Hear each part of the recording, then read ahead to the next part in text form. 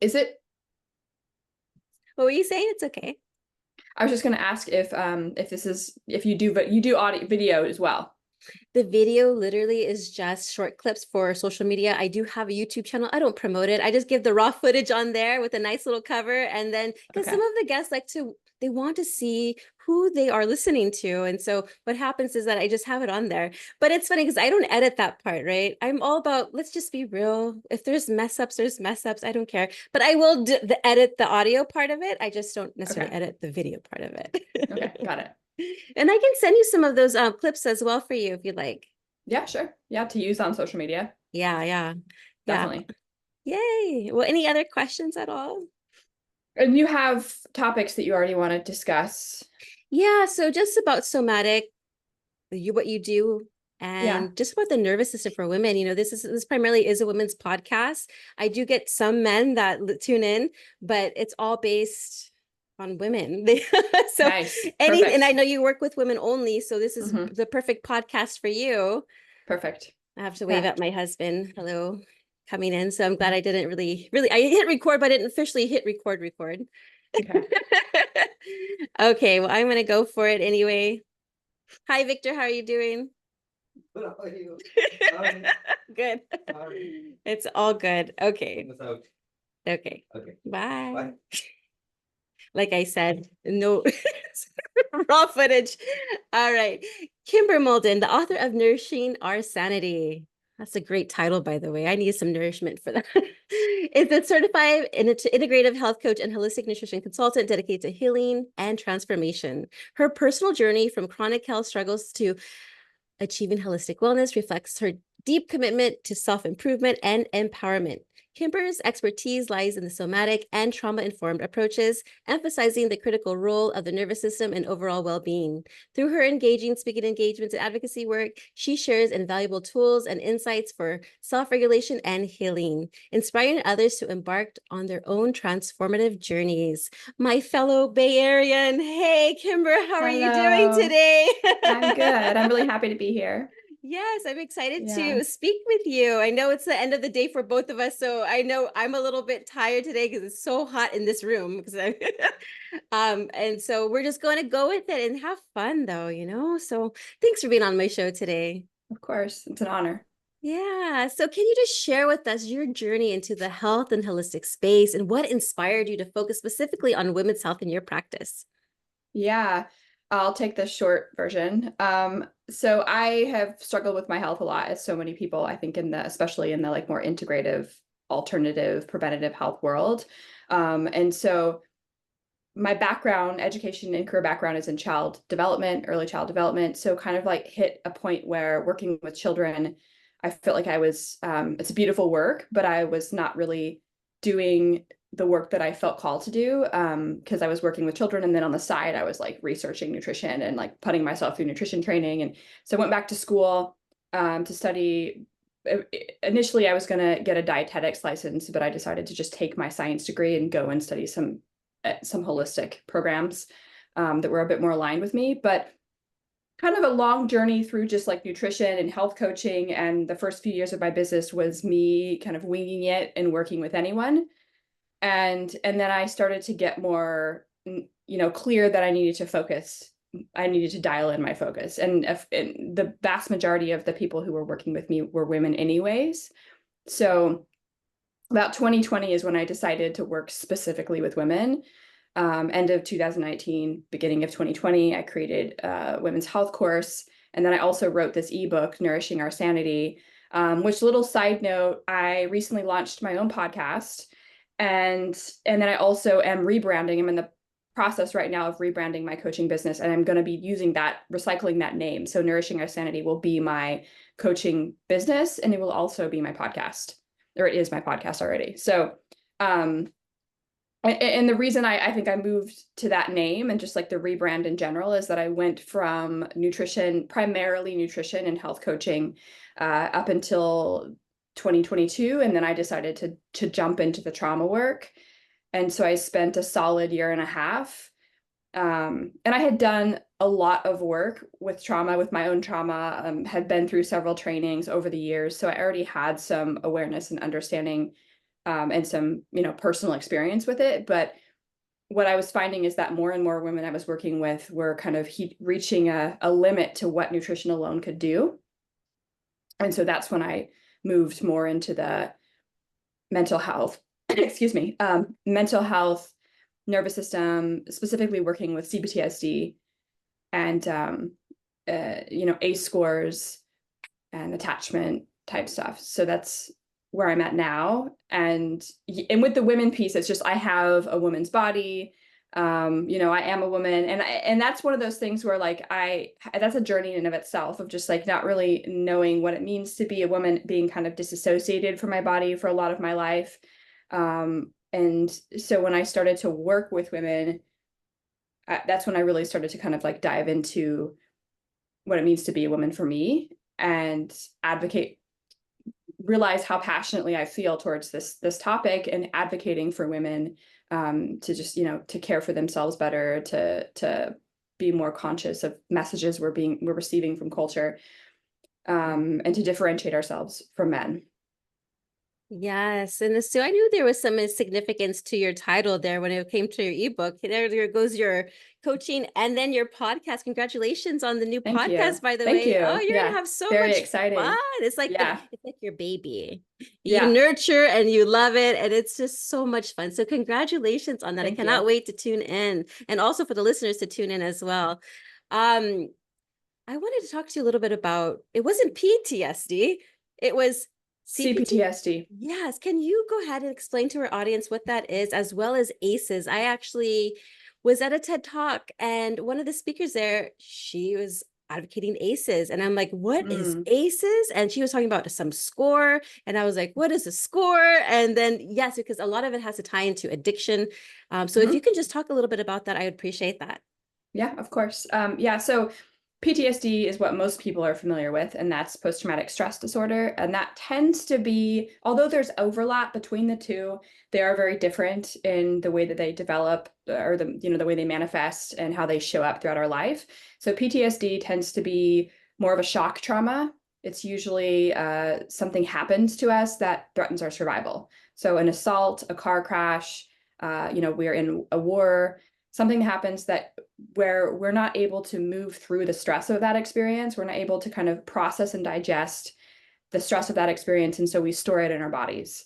And then what ends up happening is it ends up, disrupting our regular nervous system and our functions and our ability to adapt to everyday stressors. And it also leaves us with a whole bunch of, almost like a landmine of triggers that we're not aware of. And then, they can come up when we have some kind of something in the environment or something that happens that brings us back to that experience. So CPTSD, the C is for complex, and it's developmental and attachment based. So it's, we're one of the few animals to come out of the womb unfinished, like very, very vulnerable for years. We're absolutely 100% reliant on our external environment for everything, from physical development, emotional development, spiritual development, like our sense of self, our understanding of the world. Everything is dependent on this external environment. And when I say environment, that includes the care providers. So we have these needs, these crucial needs during different developmental phases. And if what we call in my training environmental failure, like if we have some kind of failure in the environment to provide us with the things that we need in order to develop properly, then we end up with developmental disruptions. We end up with, and because we are so reliant, so we don't really understand the world outside of ourselves. We're very like what we call primary narcissism. So like children, their whole universe is surrounding them. So what tends to happen is if something goes wrong in our environment, we will it's something about us. It gets turned inward. It gets internalized. This is not conscious. This is not like, clear cognitive thoughts that we have, because we're still developing our capacity to make sense of the world with with our cognition in the first place. So CPTSD is disruptions in these developmental stages, and that's from the time we come out of the womb until our adolescence. So it's quite a bit of time that we have where things can get disrupted. And what tends to happen is where PTSD, which is like survival based, it tends to be fear based. CPTSD is shame based. So there's a lot of, difficult emotions, emotional patterns, and it's very relational because all of these developmental stages are happening in our ability to relate to the external environment and the people that are supporting us, that are caring for us. So it can be, in my opinion, it can be harder to recognize because it can be kind of woven into your patterns that you've had, relational patterns that you've had for years. It can be a little bit more complex to tease apart and understand because it happens over a longer period of time. And you can't really do it on your own. Like, I think that's one of the things that I learned because I didn't really, I've worked with what I thought I had, I thought I had trauma. I knew I had trauma, but I was working more in the PTSD wing world and not really understanding why I wasn't getting ahead as I would have liked to, like doing somatic experiencing, which is like a somatic therapy practice that was designed specifically for PTSD. And it wasn't until the last few years really that I started to recognize like, oh, that's what that is. That's CPTSD. Like that's what those patterns are. Like that's what the attachment stuff is. Like that's those feelings that you've had for so long. And then as far as ACEs, it stands for adverse childhood experiences. And that's kind of what put CPTSD on the map because we had like a really big study, I think it was in the 80s. We had a really big study looking at, it started with like a weight loss program. And then we looked at people who didn't lose weight or they lost weight, they were doing really well. And then they, sabotaged it and kind of just gave up. And what we started to notice was that, or what they started to notice was that they were tracking people's progress and people's behaviors in response to losing weight to whether or not they had been abused as a child. And so from this large study that came out of that, we started to develop this ACE scoring, which is like a score. It lacks some nuance. I definitely think that we need a more nuanced scoring system, but it's a one from 1 to 10. And you basically just look at like what adverse child experiences that you have when you're younger. And if you have a ACE score that's 4 or higher, then the chances of chronic illness, of addiction, relational, difficult relational patterns, and it kind of goes up to like, incarceration, more, early death, which is pretty bleak, but it really does show like just how vulnerable we are in the earlier part of our life and the chances that we're going to struggle with various things from health issues, which is like the thing that I kind of, the entrance from which I came, to all of the other things goes up the more ACEs you have. That makes a lot of sense. Yeah. Yeah. Yeah. So I also grew up around a lot of addiction. So I am very familiar with addiction. I have an ACE score of 6. And I didn't even know that, right? So like now I'm like, okay, if we can use these terms and these concepts, not so much as like pathologizing or labeling ourselves, but just as recognizing patterns and understanding to start to understand ourselves more deeply, then I think that's the ticket to healing and shifting really difficult patterns. I do think that people can use, labels to like it can be used in a way that kind of leaves us feeling like we're more limited, right? Like we've got trauma and therefore our options are more limited or our capacities are more limited. But I actually think that like the more we can start to understand like what's actually happening here and why, the more freedom we have to start to spend time inside of ourselves and like reorganize the way that we relate to ourselves in life. Yes, thank you so much for explaining that because I was very curious because I know, like I said before, just until last month, I didn't know what ACEs was. And now today I didn't know what CPT, what is it again? It's CPTSD. Complex. So it's PTSD with a C in front of it. Okay, yes. Yeah. Yes, until today. So thank you for that. Now, we all want to just heal and just like quick fix. Oh, let's get better, but we really need to figure out like what is the root cause of what is causing us to do what we need to, what we do, those patterns, those behaviors. How can we shift them? How can we change them? And one practice is somatic therapy. Can you talk a little bit about somatic coaching and how it plays a significant role in the healing realm? And can you also explain what somatic coaching entails and why it's so important? Yeah. Yeah. So somatic basically means the living body of the living body. So there's these two terms that we hear a lot in the world of somatic. So top down, which is like upper brain functions, higher cognition, memory, ability to be rational. And so that's when we're doing talk therapy, for instance, where it's a top down practice. We're using our brain to talk about things, our conscious mind. I would say that like the vast majority of the world is set up as top down. Like we are usually talking to people, we're, not really dropping deep with people unless you're going to yoga or there's like very specific things you can do where you're kind of going into your body.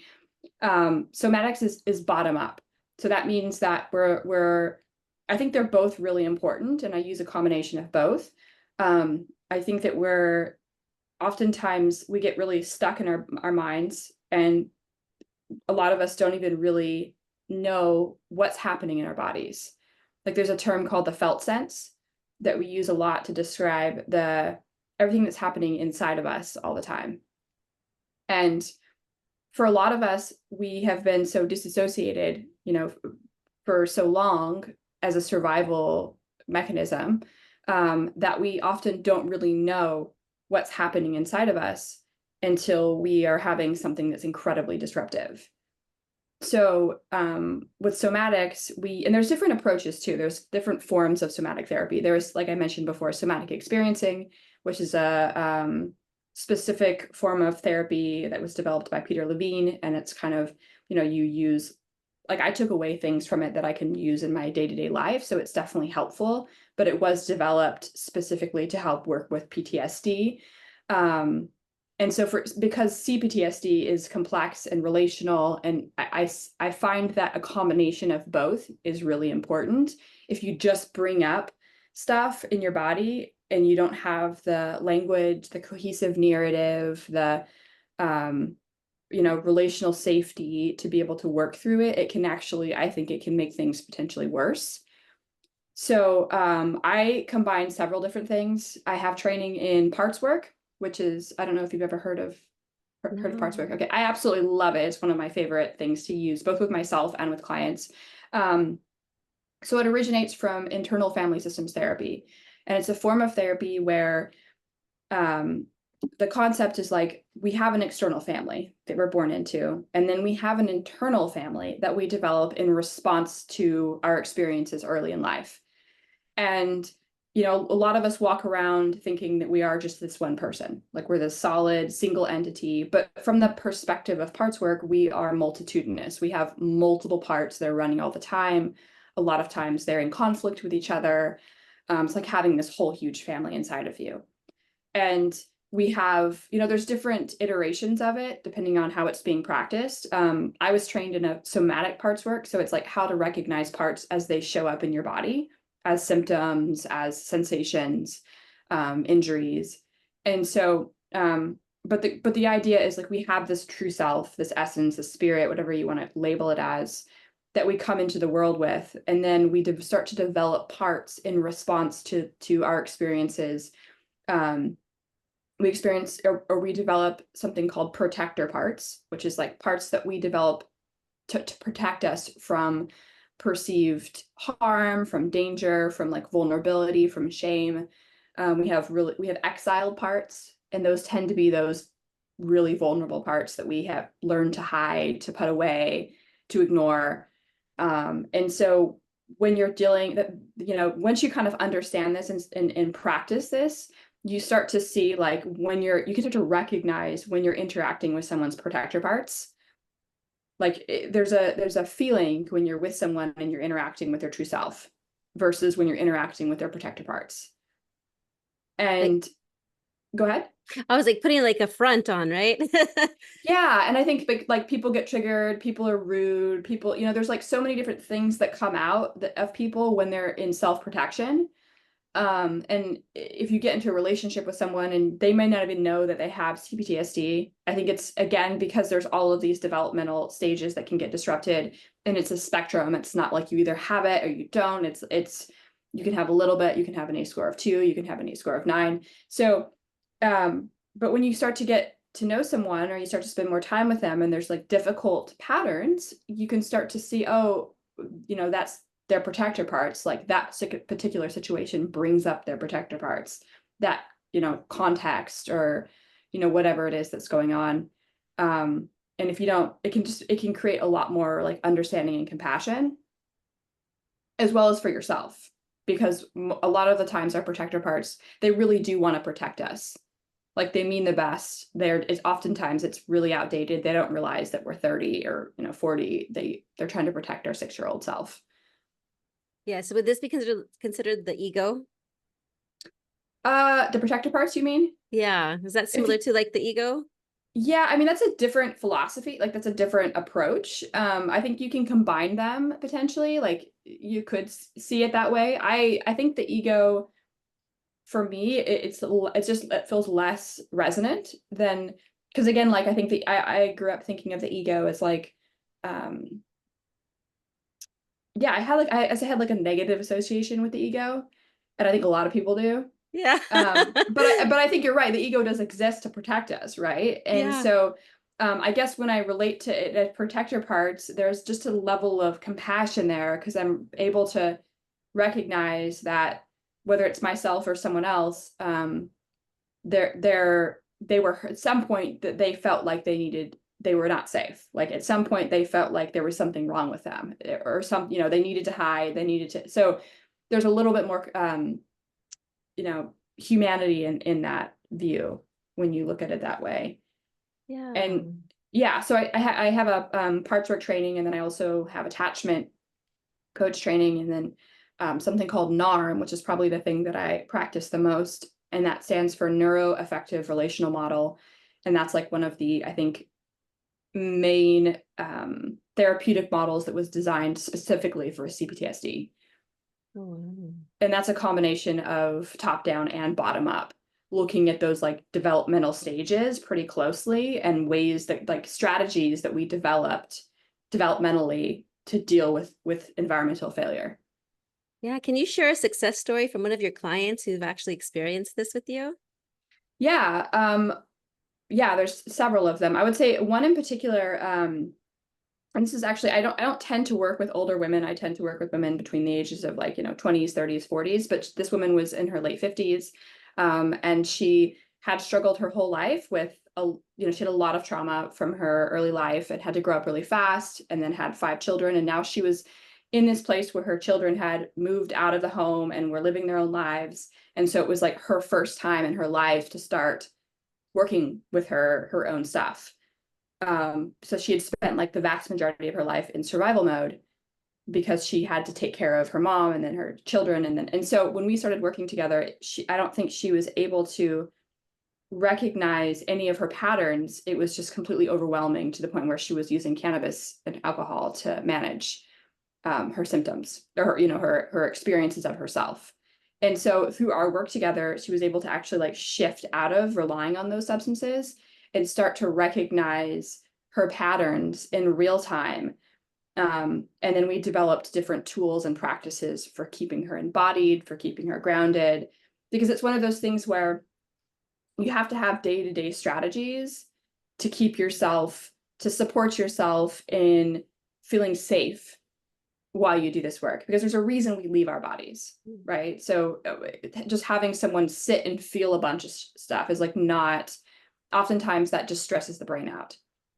So yeah, so I mean, in the time, the 4 months that we worked together, I saw tremendous shifts in her ability to recognize her patterns, to talk about them, to reflect on the way she communicates with her children. She left a really toxic relationship. And so, and really what it was like, my coaching isn't necessarily focusing on changing a person's life, like getting out of their job, or, changing their relationship. What it's about is it's about creating a safe space where they can spend more time inside of themselves and start to recognize how they structure reality and have like not just a cohesive narrative, but actually to have an awareness as to what's happening, and then tools to work with their nervous system. And then also like tools to work with relationships or to work with, there's a lot of things that I have to support clients with depending on what their needs are, so that they can start to do that like day-to-day self-care. That's like, we think of self-care and we think of like a bubble bath or like yoga or meditation, but self-care also just means like getting out of the house and taking a walk. It means getting sunlight on your face. It means being able to recognize when those protector parts are really loud and being able to, what we call unblend. So like being able to actually like listen to them, but not put them behind the wheel. And for a lot of us with trauma, those are kind of actually like the baseline things that need to be addressed, is like basic relationship to self and how we structure our internal realities so that we can start to have like day-to-day experiences that are aligned with our agency, like connected with our agency, as opposed to like feeling, helpless and lost every day. Yeah, I said this in my last podcast. I never wanted to do meditation before, and I figured out the reason why is because I didn't want to sit with myself. I didn't know how to sit with myself. I was terrified of myself. I didn't want to have those thoughts pop up, because I would mask myself with alcohol, with being fake, saying, "Oh, how are you doing today, Gina? I'm great." Really, when I was dying inside, really, literally dying inside, so just putting up that front, like we were talking about earlier, that's what I was doing. And so I wanted to ask you, what are some practical ways that women can actually support their nervous system through nutritional choices? Because we're all talking about our body, but it's important what we put in our bodies too. Mm-hmm. Yeah, 100%. Yeah, I think that's like the physiological stuff affects everything else. Like if you're really malnourished or your blood sugar is really low, it's going to be really hard to regulate your nervous system, and it's going to be really hard to track your negative thinking, or the thoughts in your mind are going to be, I think, because our brains will, if we're not well physically, then our brains will search for reasons why we're not well. It'll like come up with narratives that are, not necessarily helpful, but they're trying to make sense of why we don't feel well. So the biggest thing I would say is to eat consistently, like to eat enough. And I think a lot of women, a lot of women resonate with this, just to encouraging them to eat more. But I think it can also be triggering for a lot of women as well, especially if they have weight issues or if they've struggled with eating in general. But I think it is really, really important that we make sure we get enough resources every day just to fuel our brain, because anything that we're doing, whether it's like growth, healing, trying to improve our fitness or our overall health, we have to have more calories, because the brain will be using more energy. So first thing in the morning, within half an hour, breakfast, every 3 to 4 hours, eat something. And if you know you have blood sugar issues, then that's going to be something you're going to need to prioritize. Get all three macros in. So I'm not a fan of like more extreme diets. Like I'm not a fan of like low carb diets. I'm not a fan of ketogenic diets. I'm not a fan of vegan diets, because you have to cut out all of these foods. The chances you're going to be able to nourish yourself and get enough protein, enough glucose, enough healthy fats goes down tremendously, which is just an added stressor to your life. So get your protein in, get healthy carbs in. Yeah, I mean, there's a lot more specifics in that I would go into, like with client per client.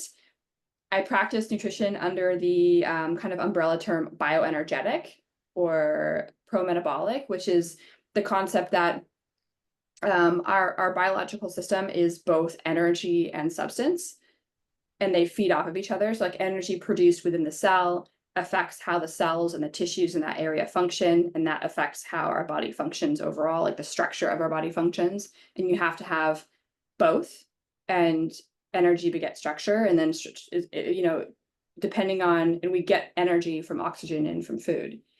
So if we're not eating enough, it's going to be really hard to have the energy that we need to regulate, as well as to like be healthy. right? So, Yes. Yeah. I remember all those fad diets back in high school that I used to oh man, do. Oh, and then just cutting down calories, only eating like 500 calories a day and exercising like crazy. And for what? I was so unhappy. I was so totally. unhappy. Yeah. I notice when I eat, because I eat, I love eating actually. I really truly Nice. enjoy it. And we plant our own food, we have our garden Oh, outside, and it's just nice. so nice just grabbing those vegetables and chopping them up and making a nice salad. And I love cooking. Like if there was anything that I improved in it since 2020 is my ability to cook. And I just enjoy it now. I find it very therapeutic. And I love eating. So when I eat, I actually, like you said, I feel so much better. I feel energized. I feel Yeah. pumped up. I'm like ready to go. And I don't starve myself. I kind of like listen to my body. Hey, what do I want to eat right now? And I Mhm. just go with it. I don't go Yeah. overboard or anything. I mean, I used to be the smallest I was for my frame was 129. That's very skinny. That's like a size 4.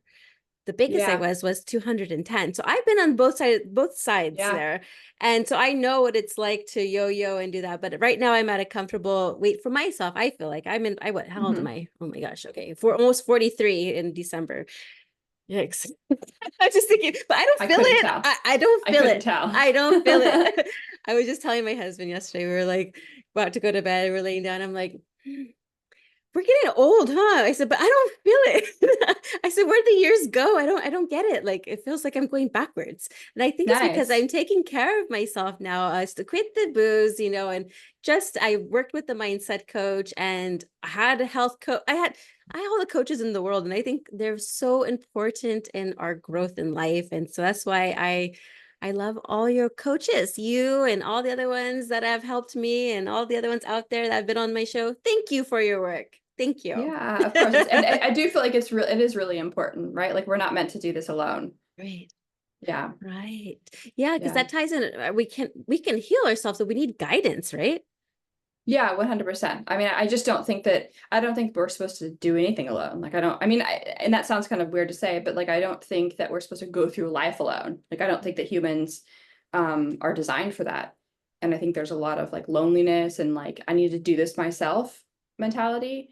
And so it is this interesting, juxtaposition because you do have to take responsibility for your path, right? Like, that's one thing. Like, you definitely have to be willing to say, like, I need to change something and resource yourself. But I don't think, personally, like the times when I've tried to do something completely alone and not have any support, it's always taken longer if it's happened at all.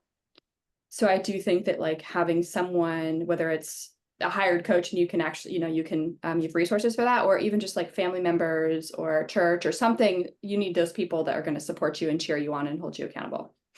Heck yeah. I love that. The community, it's all Yeah. about community. Yeah. You feel so encouraged and you feel that they're cheering you on. They're cheerleaders. Come on, you can do it. I mean, the right Yeah. ones. I mean, I've had my fair share of ones who are manipulative, but those are no longer in my life anymore. As I continue to grow, I surround myself with people who I want to be like, who I want to invite in my life. I don't Hmm. necessarily, I dissolve those people who were bringing me down, and Hmm. so it's all a matter of choice. And so, yeah, it's so Yeah. much. Yeah. And that is one thing that I think is because women get a lot, it's aging in this culture, can be difficult for women because we're not really supported in it and we get a lot of negative messages about it. But one of the many, I think, blessings of getting older is that you do become a lot more solid in your values and, your standards, and you can actively choose who you do invite into your life. And I think that Right. can be really important. It's just like actively choosing people that are going to share your values and that are going to support you and advocate for you. And that's something that when we're younger, we don't always know that, right? So we often will find relationships that are circumstantial or environmental, someone just lives in proximity to us or works in proximity to us. And it can take like changing your life in a big way, like stop, going sober to realize you have to like place some intention into who you surround yourself with. Absolutely. Yes. Yeah. Well, Kimber, where can our listeners go ahead and connect with you? Yeah. So right now, Instagram is the only social media I use, and I've been on a hiatus from Instagram as I'm just kind of like prepping to rebrand. But you can find me at Kymber Maulden on Instagram. You can also find me at my website at kymbermaulden.com. And then I have a podcast called Nourishing Our Sanity. It's looking at women's health through the lens of CPTSD, physiology, and culture. So check that out. Beautiful. And I will have Yeah. everything in the show notes for our Okay. listeners. But any last words or thoughts you'd like to share? Yeah, I would just say, you know, I think there's a lot of things that happen to us in life that we don't understand, or we feel like, something's happening that's beyond just our basic top level nutrition, fitness. If there's a reason that you want to change something and it's not happening, I would say look at patterns. Look at your patterns from childhood, look at your relational patterns, look at your attachment patterns. Start to get really, really curious about what's happening inside of you, because there's a whole world going on in there, and that's affecting your nervous system, and that's affecting your ability to feel well and take care of yourself. Yes, Yeah. yes. Love it. Well, thank you so much, Kymber. It's nice You're so meeting welcome. you. Thank you. Bye-bye. Bye.